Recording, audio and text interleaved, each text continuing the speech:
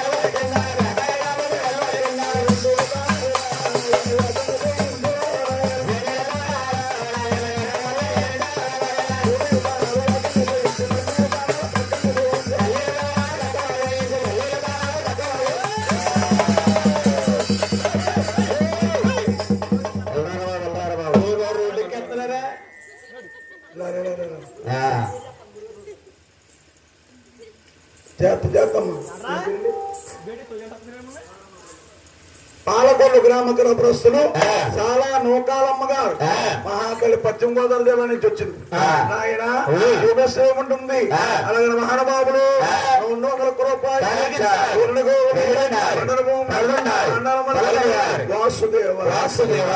ముగ్గురు బాలని కూడా ఎన్న తిన్నా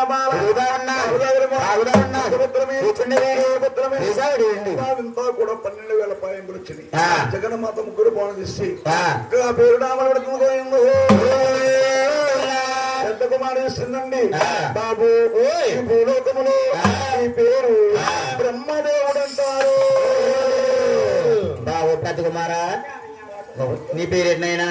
నా పేరు బ్రహ్మదేవుడు అండి. నిన్ను అందుకే బ్రహ్మదేవుడు బ్రహ్మదేవుడుగా నీ పేరు? నీ పేరు బ్రహ్మదేవుడు. బ్రహ్మదేవుడు చక్కగా బ్రహ్మదేవుడు నామకరణం చేసిందండి. రెండో కుమారు చేసింది బాబు. రెండో కుమారు చేసి నీ పేరు ఈ భూలోకములో మహావిష్ణువు అంటారు. బాబు నీ పేరేటమ్మా? బొగ్గుల కెట్టయ్య. ఇంకనయ్యరా బాబు నేలలు కట్టేయన్నా కాదు మహావిష్ణుమూర్తి. మహావిష్ణుమూర్తి. నీ పేరు మీకు బొగ్గులు కట్టయ్యా కుక్క కట్టయ్య ఇతరులు అప్పారు కాదు నాయన. నీ పేరు మహావిష్ణువు. చక్కగా మహావిష్ణువు అని పేరు పెట్టిందండి. మూడో కుమారు చేసింది బాబు ఈ భూలోకములో నీ పేరు గౌరీ శంకరుడు అంటారు. ఒరే బాబు నీ పేరేటమ్మా?